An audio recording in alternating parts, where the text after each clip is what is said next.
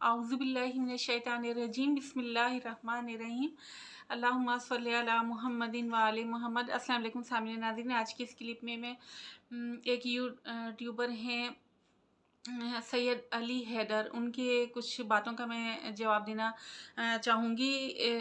अभी 2-3 रोज़ पहले मैं उनका एक क्लिप सुन रही थी जिसमें उन्होंने कोर्ट मैरिज और के बारे में कुछ गुफ्तगू की और हज़रत ख़दीजा की शादी के बारे में कि उन्होंने अपनी पसंद से शादी की थी। तो मैं आज की इस क्लिप में कुछ डिफ़ाइन करना चाहूँगी कि एक तो मैं हज़रत ख़दीजा की शादी के बारे में बताऊँगी कि वो किस तरह से हुई थी, और दूसरे कोर्ट मैरिज के बारे में जो उन्होंने गुफ्तगू की, मैं उसका भी थोड़ा-सा उसे भी डिफ़ाइन करना चाहूँगी। और सामईन नाज़रीन, मेरी आपसे रिक्वेस्ट है कि इस क्लिप को मेरे बहुत ज़्यादा आगे फॉरवर्ड कीजिएगा ताकि हमारे यूथ जो है, एक तो ये सैयद अली हैदर तक भी ये पहुँच जाए मैसेज मेरा, और दूसरा ये कि हमारी जो यूथ है वो ज़्यादा से ज़्यादा ये क्लिप सुन ले ताकि कोई गलतफ़हमी अगर किसी के ज़हन में हो तो वो दूर हो जाए। सैयद अली हैदर का क्लिप मैं सुन रही थी, उन्होंने ये कहा कि एक रुकने पार्लियामेंट हैं, आलिम दीन हैं, अहमद मौलाना अहमद अब्दुर्रहमान के हवाले से, कि उन्होंने फ़तवा ये दिया कि वली के बगैर जो है वो निकाह नहीं हो सकता, इसलिए कोर्ट मैरिज का कानून जो है वो, आई थिंक उसके बारे में ये कह रहे थे कि ये ठीक नहीं है। तो मैं बिल्कुल एग्री करती हूँ। जो भी और उसके साथ उन्होंने मतलब कुछ कुरान की आयत और अहादीस का भी हवाला दिया कि मौलाना अहमद अब्दुर्रहमान जो हैं, उन्होंने कुरानी आयत और अहादीस भी मुस्तनिद किताबों से उन्होंने पेश की। तो मैं बिल्कुल एग्री करती हूँ, जो भी आलिम दीन हैं अहमद अब्दुर्रहमान, उनसे बिल्कुल एग्री करती हूँ, 100% एग्री करती हूँ कि हमारे मज़हब इस्लाम में तकरीबन हर फ़िरक़े के अंदर, मुस्तनिद किताबों के अंदर ऐसी रिवायात मौजूद हैं, और कुरान के अंदर भी सूरह नूर की जैसे कि आयत का उन्होंने ज़िक्र किया था, वो बिल्कुल 100% यही नतीजा उससे निकलता है कि किसी कंवारी लड़की का निकाह जो है, चाहे वो 16 साल की हो या 18 साल की हो या 20 साल की हो या 25-30 साल की हो, बग़ैर वली की रज़ामंदी और उसकी मौजूदगी के बग़ैर जो है वो निकाह नहीं होता। वली का सरपरस्त का होना ज़रूरी होता है।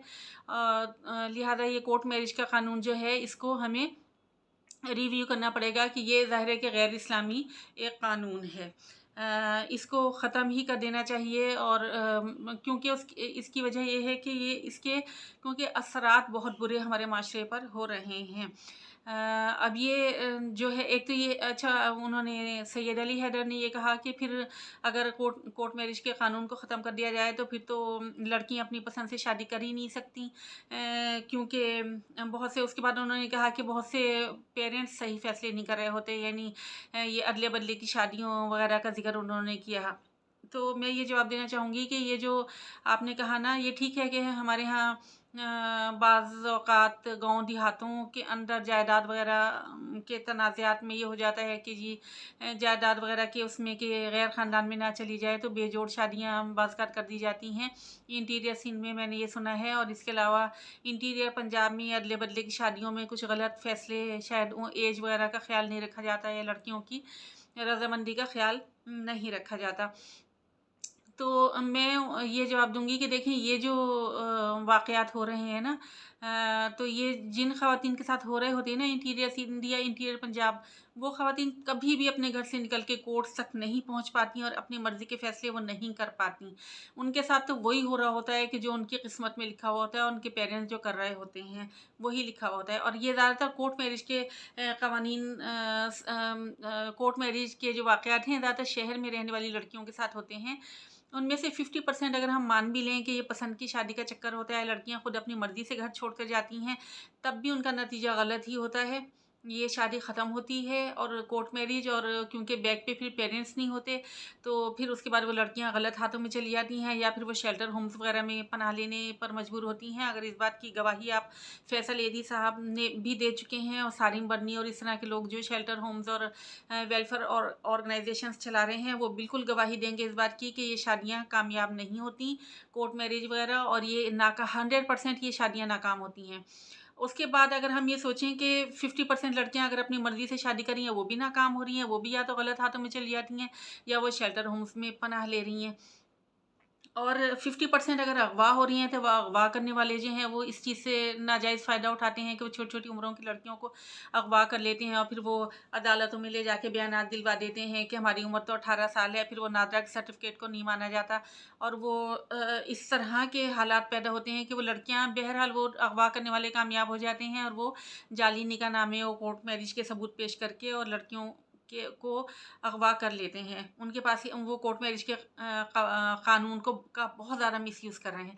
लिहाज़ा ये 100% क्या है, 50% लड़कियाँ अपनी पसंद से घर छोड़ के जा रही हों या 50% लड़कियों को अगवा किया जा रहा हो, इसका नतीजा 100% गलत होता है कि वो लड़कियाँ गलत ही हाथों में जा रही होती हैं। अब एक ऐसा कानून कि जिसका नतीजा गलत ही निकलना है, उसका नतीजा सही है ही नहीं, तो फिर उस कानून को ख़त्म कर देना चाहिए। इसलिए कि कवानीन तो देखें आवाम की बेहतरी के लिए बनाए जा रहे हैं। आवाम के को नुकसान पहुँचाने के लिए तो कवानीन नहीं बनाए जाते। अब एक ऐसा कानून कि जिसके 100% नुकसानदेही असरात माशरे पर नज़र आ रहे हैं, तो उसको फिर ख़त्म हो जाना चाहिए। दूसरा एक आपने जो ये जवाब पेश किया कि जी गलत फ़ैसले बाज़ माँ-बाप कर रहे होते हैं बेटियों के लिए अदले-बदले की शादियों में या जायदाद वग़ैरह के चक्कर में। तो मैं फिर ये कहूँगी कि वो कितने भी गलत फ़ैसले हों, फिर भी अगर लड़कियाँ अपने शौहरों के घर में हैं तो वो फिर भी महफूज़ हैं और खुदा न ख़ास्ता किसी वजह से शादी ख़त्म हो जाती है तो फिर वो लड़कियां जो हैं वो अगर अपने बाप भाइयों के घरों में वापस आ रही हैं, ये शौहर जोड़ का है या बेजोड़ का है, जैसा भी है, वो लड़कियां फिर सेफ़ होती हैं उन लड़कियों के मुकाबले में कि जो किसी गैंग के हाथ लग गई हैं, या वो लड़कियां कि जो अपनी पसंद से उन्होंने शादी की और नाकाम हुई और फिर वो गलत हाथों में चली गई। उनके मुकाबले में लाखों दर्जा बेहतर वो औरतें हैं कि जो अपने घरों में बैठी हुई हैं, चाहे उनकी शादी उनकी पसंद से हुई है या नापसंद से हुई है।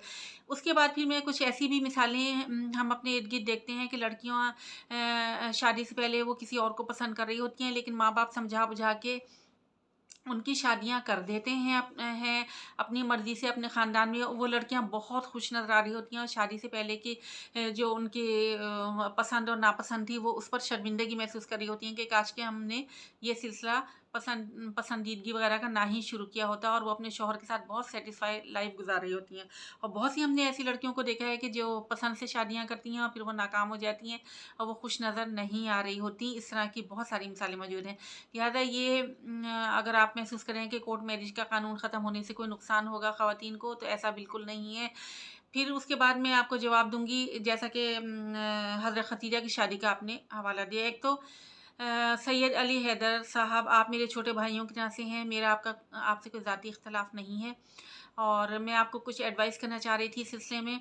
अगर आपका नंबर होता मेरे पास तो शायद मैं पर्सनली कर देती, लेकिन मसला ये है कि एक ना तो मेरे पास आपका कोई नंबर है और ना कॉन्टैक्ट नंबर है, और दूसरी ये कि एक बात जो आपने यूट्यूब पे कही है, तो उसका जवाब फिर यूट्यूब पर ही देना चाहिए, ताकि जितने लोगों ने आपका क्लिप सुना है फिर वो उतने ही लोग मेरे भी जो है बात को सुनिए, ताकि यूथ के ज़हनों से हमारी गलतफ़हमियाँ दूर हो सकें। देखिए सैयद अली हैदर साहब, आप रिलीजियस स्पेशलिस्ट नहीं हैं। ठीक है, आपको शायद मज़हब के बारे में इतनी ज़्यादा मालूमात नहीं है, लिहाज़ा आप बग़ैर मौका महल देखे जो है किसी भी मुक़द्दस शख़्सियत का हवाला आप ना दिया करें, और अगर बात करनी है तो आप फिर मुकम्मल बात करें, फिर आधी बात ना करें। कहीं ऐसा ना हो कि हमारे यूथ के ज़हनों में कोई गलतफ़हमी पैदा हो और वो उनको कोई नुकसान हो जाए। लिहाज़ा मैं आपको ये डिफ़ाइन करना चाहूँगी। देखिए, एक रिलीजियस स्पेशलिस्ट की नज़र जो होती है ना, बहुत गहरी होती है और वो ज़्यादा उनको मालूमात होती हैं। जैसे कि मौलाना अहमद अब्दुल रहमान का ज़िक्र आपने किया। ज़ाहिर है कि वो एक रिलीजियस स्पेशलिस्ट हैं, उन्होंने ज़्यादा कुरान को समझा हुआ होगा और अहादीस को भी वो आपसे ज़्यादा समझते होंगे। यकीनन उन्होंने जो बात कही कि ये वली के बगैर निकाह नहीं होता, बिल्कुल सही बात कही है उन्होंने। और हज़रत ख़तीजा की शादी के बारे में आपको ये कहना चाहूँगी कि देखिए, अगर हज़रत ख़तीजा ने प्रपोज़ल भेजा था रसूल सल्लल्लाहु अलैहि वसल्लम को, उन्होंने पसंद किया था, तो आप ये देखें कि किस कद्दर आली मर्तबत शख़्सियत को पसंद किया था। किस कद्दर बेहतरीन शख़्सियत को उन्होंने पसंद किया था, और उनकी ऐज क्या थी जब उन्होंने पसंद किया था। हमारे शिया मज़हब की किताबों में भी 18 से 25 साल उम्र लिखी है। बाज़ किताबों में 18 साल लिखी है, बाद में 25 साल लिखी है। हमारे मज़हब में लिखा है कि हज़रत ख़तीजा कमारी थीं, लेकिन वो बहुत आक़िल और बालिग़ और बेइंतहा समझदार और बाज़ अज़मत ख़ातून थीं। उनकी जो आईक्यू था बहुत माशाल्लाह आम ख़वातीन के मुक़ाबले में बहुत ज़्यादा वो फसाहत और बलागत रखती थीं। और हमारे अहले सुन्नत की किताबों में उनकी जो एज बयान की गई है वो 40 इयर्स है। उन्हें बेवा बताया गया है। हमारे शिया मज़हब में अगर उन्हें कमारा भी बताया गया है तो वो बहुत आक़िल और बालिग़ ख़ातून थीं, बहुत समझदार ख़ातून थीं। और उसके बाद निकाह किस तरह से हुआ है कि हज़रत उनके भी वली मौजूद थे। हज़रत ख़दीजा के वालिद का इंतकाल हो गया था, लेकिन उनके चचा मौजूद थे। क्योंकि हाँ, वली किसको कहते हैं? सरपरस्त को कहते हैं, गार्डियन को कहते हैं। तो अगर बाप ज़िंदा हो तो बाप होता है, बाप ज़िंदा ना हो तो चचा, ताया, कोई बड़ा भाई, उसको हम सरपरस्त मानते हैं।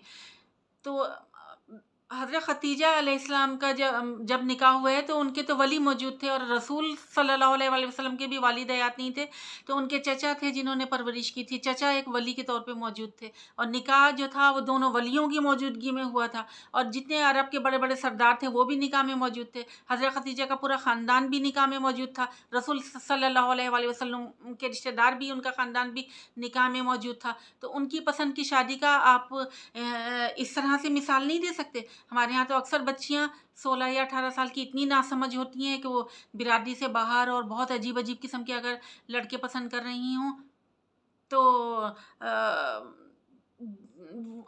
उस पसंद को तो हम एक्सेप्ट नहीं कर सकते। और फिर हमारे मज़हब में बराबरी का भी एक कॉन्सेप्ट मौजूद है कि एक लड़की अगर पसंद कर रही है तो कम से कम वो फैमिली के लिहाज से, एजुकेशन के लिहाज से, शक्ल सूरत के लिहाज से, हर लिहाज से, माली लिहाज से, या तो वो लड़का बरतर ख़ानदान से ताल्लुक़ रखता हो या वो कम से कम बराबरी के दर्जे पर हो।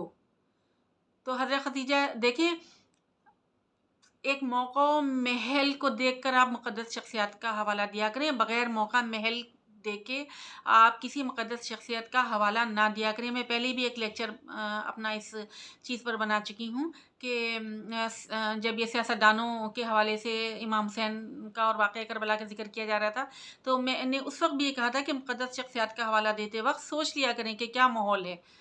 क्या हमारा सियासी माहौल हमारे पाकिस्तान में इस काबिल है कि मुक़द्दस शख्सियत के हवाले दिए जा सकें? अब इस वक़्त जिस तरह से कि दुआए ज़हरा के अगवा और जो बच्चियाँ लापता हो रही हैं, उनके हवाले से क्योंकि डिस्कशन हो रही है, तो उस वक़्त आपको ये मिसाल नहीं देनी चाहिए थी। और अगर आपने मिसाल दी थी तो फिर आप पूरी तरीके से, जैसे मैंने इस वक़्त बात की है, इस तरीके से आप बात करते तो बेहतर था कि हमारे यूथ के ज़हनों से गलतफ़हमियाँ दूर हों कि पसंद की शादी की अगर इजाज़त है तो वो किस तरह से इजाज़त है।